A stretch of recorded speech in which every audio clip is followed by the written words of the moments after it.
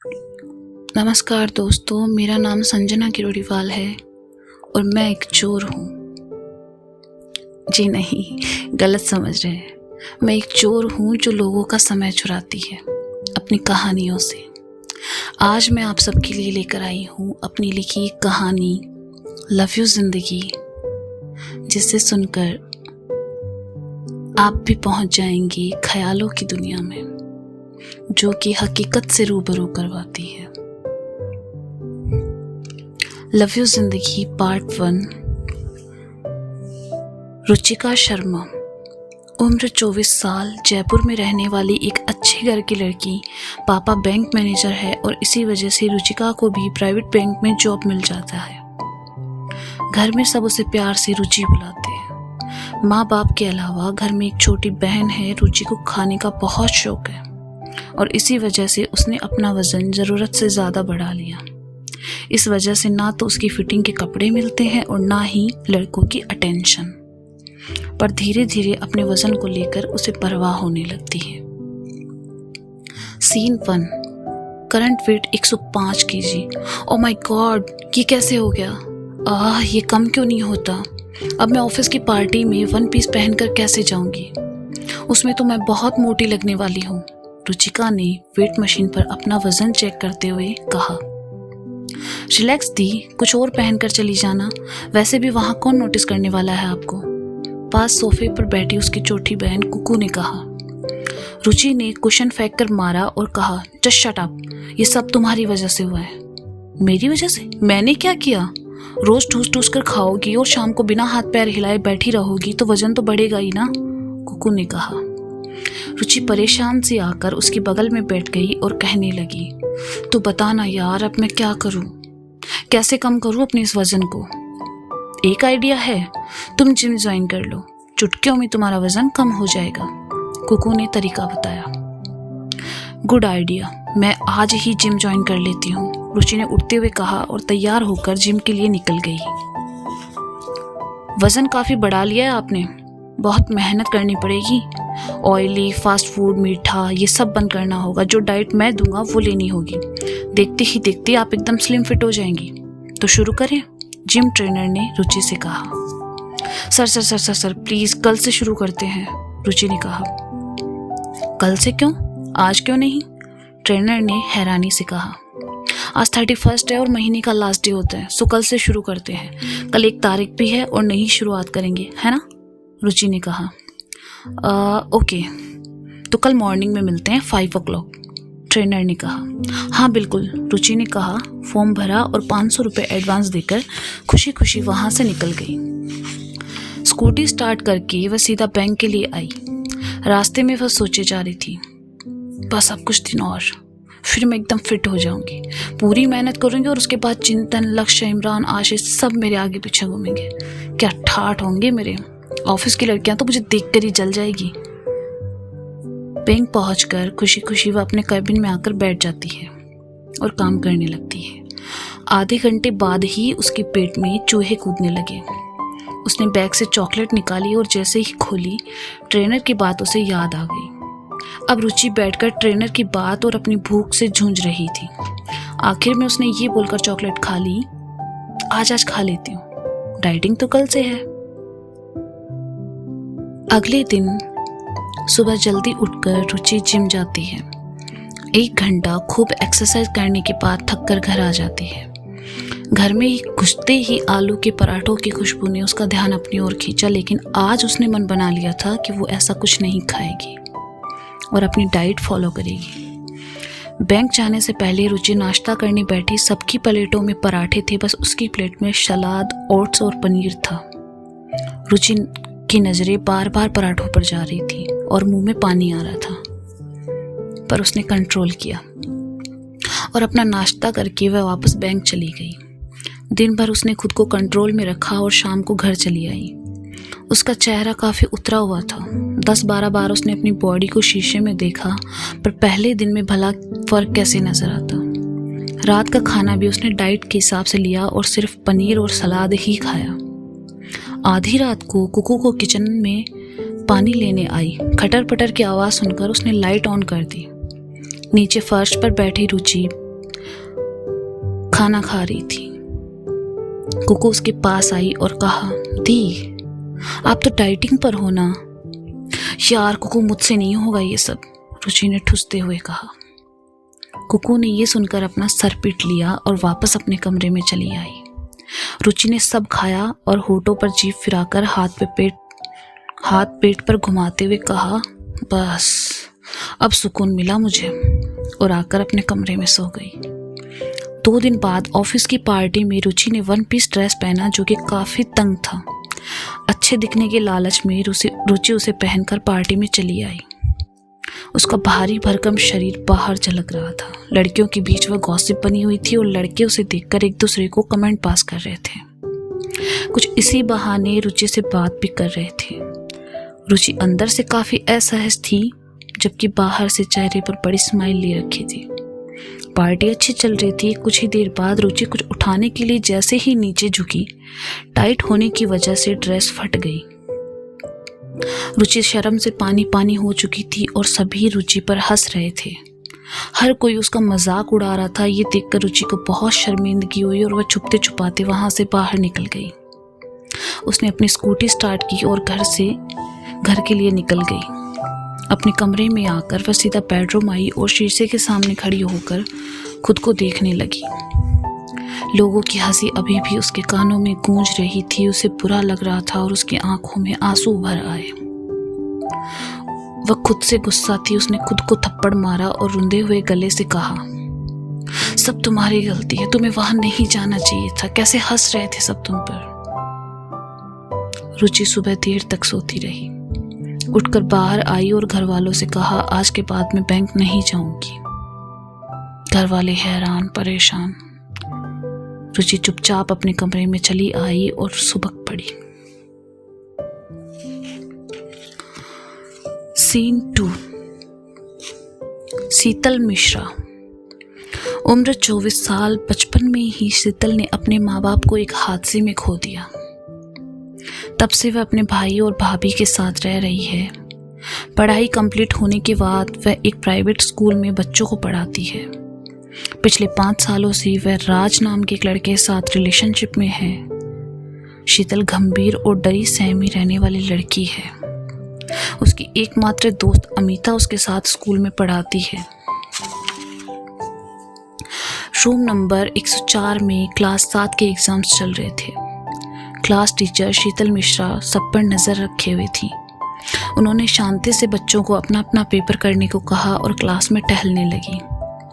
कुछ ही देर बाद फ़ोन घनघना उठा। शीतल ने फ़ोन उठाया और देखा राज का फ़ोन था।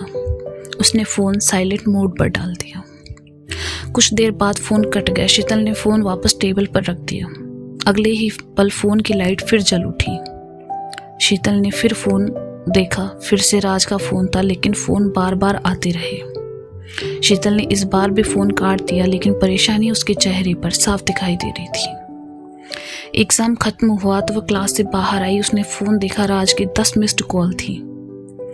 उसने राज को वापस फ़ोन लगाया तो फ़ोन उठाते ही राज ने कहा, तुम्हारे स्कूल के बाहर खड़ा हूँ, अभी आकर मिलो। शीतल की बात उसने सुनी ही नहीं और फ़ोन काट दिया। स्कूल ख़त्म होने में अभी वक्त था। शीतल बाहर आई। राज अपनी बाइक पर बैठा था। जैसे ही शीतल उसके पास आई, वह बाइक से उतरा और एक थप्पड़ शीतल के गाल पर रसीद करते हुए कहा, मेरा फ़ोन काटने की तुम्हारी हिम्मत कैसे हुई? मैं बेवकूफ़ हूँ जो पिछले आधे घंटे से धूप में खड़ा हूँ? खुद को बहुत खूबसूरत समझती हो? अच्छा, तुम्हारे पीछे तो लड़कों की लाइन लगी रहती है। अब खड़ी क्या हो? सारा मूड ऑफ कर दिया तुमने मेरा।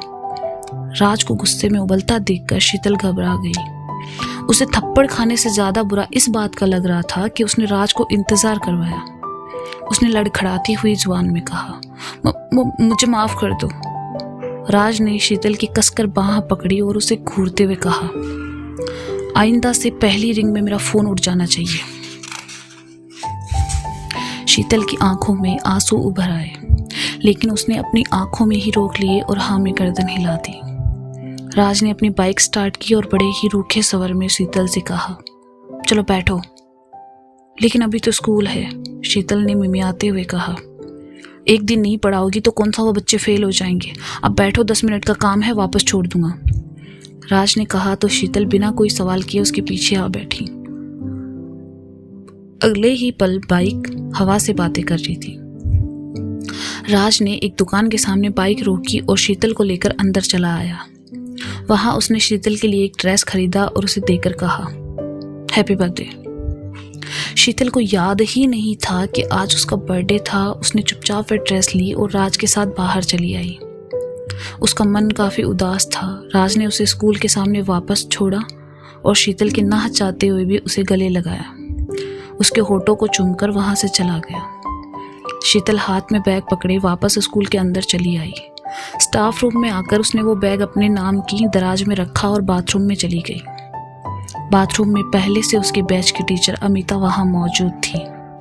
शीतल और अमिता अच्छे दोस्त भी थे, लेकिन शीतल को खोई हुई सी आकर वॉश बेसिन में हाथ मुंह धोने लगी। अमिता को अजीब लगा कि शीतल ने ना उस पर ध्यान दिया और ना ही उससे बात की। शीतल वापस स्टाफ रूम में आकर बैठ गई। अमिता भी आकर उसके सामने बैठी और कहा, क्या हुआ, इतनी उदास क्यों हो? फुराज। शीतल बस इतना ही बोल पाई, पर शायद अमिता समझ गई और उसने कहा, तेरा और उसका फिर झगड़ा हुआ क्या? शीतल ने हाँ में गर्दन हिला दी। अमिता ने अफसोस से भरकर कहा, यार तू उसे छोड़ क्यों नहीं देती? वो तेरे साथ इतना बुरा बिहेव करता है, फिर भी तू उसके साथ क्यों है? अमिता की बातें सुनकर शीतल की आंखों में आंसू भर आए और बहने लगे। वह कुछ बोल नहीं पाई। अमिता ने उसके हाथ पर अपना हाथ रखा और उसे समझाने लगी। बातों बातों में उसकी नज़र शीतल के गाल पर गई, जो कि थप्पड़ मारने से लाल हो चुका था। अमिता ने कहा, ये क्या हुआ? कुछ नहीं, शीतल ने नजरें चुराते हुए कहा। लेकिन शीतल समझ गई कि अमिता को सब पता चल गया है। अमिता ने उसके गाल को छूकर देखा और कहा, देख मैं अभी भी बोल रही हूँ, इस रिलेशनशिप को थोड़ा ब्रेक दे। अगर उसके बाद भी चीज़ें ऐसी रहे तो please please for God sake उसे छोड़ दे। मैं रोज़ रोज़ तुम्हें इस हाल में देखना नहीं चाहती यार। अमिता शीतल को समझाती रही और फिर दोनों अपने अपने घर चली गई। शीतल, दिल्ली में एक नौकरी है, मैंने तुम्हारे लिए अपने दोस्त से बात कर ली है, तुम्हें वहाँ जाना चाहिए। शीतल की भाभी ने शीतल को कॉफ़ी का कप देते हुए कहा। लेकिन राज, शीतल ने कहा। शीतल की भाभी राज के बारे में जानती थी, इसलिए उन्होंने शीतल को समझाते हुए कहा, देखो शीतू, तुम्हारे और राज का रिलेशनशिप कुछ खास नहीं है। वो तुम्हें इतना टॉर्चर करता है, तुम यहाँ उसके सामने हो इसलिए वो तुम्हें लेकर बहुत ज़्यादा पजेसिव है।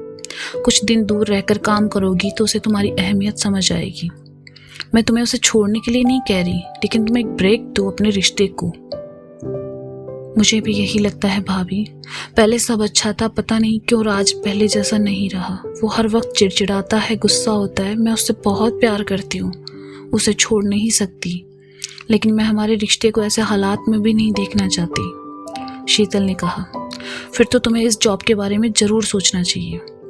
एक बार कुछ दिनों के लिए दूर रहोगी तो सब सही हो जाएगा। इसे रिलेशनशिप स्पेस कहते हैं, जिसे हम अपनी गलतियों और कमियों पर ध्यान दे सकें। भाभी ने हाथ में पकड़ा अखबार जिसमें जॉब का विज्ञापन था, शीतल को दिया और चली गई। शीतल की नजरें अखबार पर जम गई। सीन 3। नैना बजाज। उम्र 25 साल। नैना के माँ पापा लखनऊ में रहते हैं और नैना उनकी इकलौती बेटी है। बचपन से उसकी हर ख्वाहिश पूरी की गई। पिछले 3 सालों में वह 12 नौकरी बदल चुकी थी अपने गुस्से और स्ट्रेट फॉरवर्ड जवाब की वजह से। हमेशा वह नौकरी से निकाली जाती या फिर खुद छोड़ कर आ जाती। कानपुर में अभी 1 महीने पहले ही उसे एक कॉल सेंटर में जॉब लगी है और उसी के लिए जल्दी जल्दी वह ऑफिस जा रही थी, लेकिन रास्ते में ही सुबह सुबह उसकी झड़प हो जाती है। कानपुर की तंग गलियों में अपनी बाइक पर सवार नैना बिजली की स्पीड से चली जा रही थी, लेकिन जैसे ही ट्रैफिक एरिया में लाल लाइट जली उसे अपनी बाइक रोकनी पड़ी। जींस, उस पर डेनिम शर्ट पहने उसने अपने सर पर हेलमेट लगाया हुआ था। उसने हाथ पर एक घड़ी बंधी हुई थी जिसमें देखा कि आज वह फिर लेट हो चुकी है। मन ही मन वह ट्रैफिक क्लियर होने का इंतजार कर रही थी। तभी एक बाइक आकर उसके बगल में रुकी जिस पर 2 लड़के सवार थे। पीछे बैठा लड़का थोड़ा सा झुका और मुंह में भरी गुटके की पीक दीवार पर थूक दी। नैना ने देखा तो उसने हेलमेट उतारा और गुस्से से कहा, अबे ओए, अक्कल वक्कल है कि नहीं तुम में साले, दीवार पे पेंटिंग बना रहे हो। जवान संभाल कर बात करो मैडम, मेरी मर्जी, मैं कहीं भी थूकूं। लड़के ने गुस्से से कहा। हाँ तो अपने थोबड़े पे थूक ले, किसी डस्टबिन से कम थोड़ी है। सालो तुम जैसों की वजह से ना कानपुर बदनाम है, अब घूर के आ रहे हो, निकलो यहाँ से, नैना ने उबलते हुए कहा और वापस हेलमेट सर पर लगाकर बाइक आगे बढ़ा दी। नैना ऑफिस पहुंची। उसने बाइक को पार्किंग में लगाया, लेकिन बीच में लगाने की वजह से पार्किंग में खड़े गार्ड ने कहा, अरे नैना मैडम, आज फिर आपने बाइक बीच में लगा दी, ये लो चाबी और साइड कर देना, तुम्हें यहाँ किस लिए रखा है। नैना ने बाइक की चाबी गार्ड को देकर कहा और ऑफिस की ओर बढ़ गई। रास्ते भर वह बड़बड़ाते हुए चल रही थी। फिर देर हो गई। अब लेट होने पे बॉस फिर से बोरिंग लेक्चर देगा। लेक्चर नहीं, टॉर्चर है वो। गुड मॉर्निंग मैडम, गेट पर खड़े दरबान ने नैना से कहा। नैना, जो किसी को सीधा जवाब देना जानती नहीं थी, चलते चलते वह रुकी और दरबान से कहा, क्या गुड है आज की मॉर्निंग में? नहीं बताओ क्या गुड है? वही रोजाना जैसा दिन है, वही ऑफिस, वही काम, वही किसी पिटी जिंदगी, गुड कहाँ है इसमें? सॉरी मैडम, बेचारे दरबान ने मिमियाते हुए कहा। नैना थोड़ा शांत हुई और दरबान से कहा, देखो यार, ऐसा है, जब तक हमारे जीने का तरीका नहीं बदलेगा ना, हर मॉर्निंग ऐसी ही रहेगी। दरबान मुस्कुरा दिया। नैना अंदर चली आई और आते ही छोटू से कहा, छोटू भैया 2 कप चाय। ठीक है दीदी, छोटू ने कहा और कैंटीन की ओर चला गया। नैना अपने छोटे से कैबिन में आकर बैठ गई। छोटू चाय ले आया। नैना ने दोनों कप की चाय एक में की और पीने लगी। छोटू ने डरते डरते कहा, दीदी गुस्सा ना करो तो एक बात पूछें? अरे हाँ हाँ पूछो, नैना ने चाय की चुस्कियां लेते हुए कहा। आप रोज 2 कप चाय एक साथ क्यों पीती हो? छोटू ने कहा। नैना मुस्कुराई और कहा, साला एक ही तो चीज है जिंदगी में जिस पर कभी हमें गुस्सा नहीं आता। छोटू वहां से चला गया। चाय खत्म कर नैना काम में लग गई। उसने डे शेड्यूल चेक किया, तभी कस्टमर कॉल आया। नैना ने हेडफोन लगाया और कॉल पिक किया। फर्स्ट कॉल, हेलो, मैं नैना बजाज, सर्विस से आपकी क्या सहायता कर सकती हूँ? नैना ने बड़ी ही सदी हुई आवाज में कहा। कस्टमर, मैडम मेरे फ़ोन में नेट नहीं चल रहा है। ओके, मैं अभी चेक करके बताती हूँ। मैंने चेक किया, नेट बैलेंस नहीं है। कस्टमर, ऐसी कैसी कंपनी है आपकी जिसमें नेट बैलेंस नहीं है? जब बैलेंस ही नहीं रखते तो लोगों को क्यों कहते फिरते हो कि सिम खरीदो सिम खरीदो? कस्टमर ने नैना की पूरी बात सुने बिना ही कहा। नैना ने एक गहरी सांस ली और कहा, सर आपके अकाउंट में बैलेंस नहीं है, कृपया रिचार्ज करवाएं। कस्टमर, है अच्छा, सॉरी मैडम, वैसे क्या नाम बताया आपने? फोन रख, गुस्से में नैना ने भड़क कर कहा और कॉल काट दिया। पहली कॉल से ही उसका दिमाग खराब होना शुरू हो चुका था। उसने हेडफोन निकाल कर रखा और खुद को शांत करने लगी। कुछ देर बाद अगला कॉल आया। नैना ने हेडफोन निकाल कर फिर से लगा लिया। सेकंड कॉल, हेलो मैम, मैं नैना बजाज, सर्विस से आपकी क्या सहायता कर सकती हूँ? कस्टमर, मैम मेरे फ़ोन में नेट नहीं चल रहा। कब से? नैना ने खुद को शांत करके कहा। कस्टमर, जी पिछले 4 घंटे से। बताइए मैं क्या करूं? तो मैडम घर का काम कर लीजिए, घर वाले खुश हो जाएंगे, नैना ने कहा। कस्टमर, हैं? नैना, है क्या? किसी वजह से आपके नेटवर्क में प्रॉब्लम आ रही है, कुछ देर बाद चलने लगेगा। कस्टमर, बड़ी आई मुझे काम सिखाने वाली। कॉल कट हो गया। नैना ने हेडफोन निकाल कर रख दिया। ऐसे ही 10-12 कॉल उसने उटपटांग सवालों के साथ अटेंड किए। दिन भर नैना को लंच करने का मौका भी नहीं मिला। बस हर कॉल के बाद चाय पर चाय वह पीती रही। शाम 4 बजे उसके पास एक और कॉल आया। अब तक फ्रस्ट्रेट हो चुकी नैना, ये आज उसका दिन ही खराब था, सोचकर उसने कॉल अटेंड किया। लास्ट कॉल क्यों है ये आपको आगे पता चल जाएगा। हेलो सर, मैं नैना बजाज, सर्विस से आपकी क्या सहायता कर सकती हूँ? कस्टमर, हेलो मैडम, ठरक उसकी आवाज में साफ साफ छलक रही थी। हेलो, बताइए मैं आपकी क्या सहायता कर सकती हूँ? कस्टमर, कैसी हैं आप? मैं ठीक हूँ सर, कृपया बताइए सर्विस से जुड़ी मैं आपकी क्या सहायता कर सकती हूँ?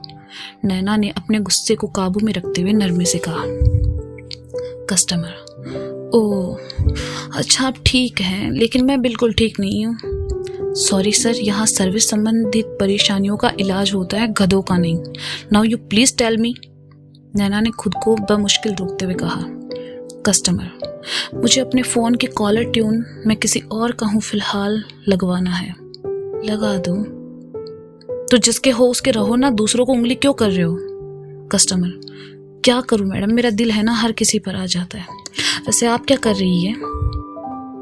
नैना, जो कि अब तक गुस्से में थी और अब उसके सब्र का बांध टूट चुका था, उसने कहा, अबे साले अपना काम करना। कस्टमर, देखो मैडम, अब आप बदतमीजी कर रही हो।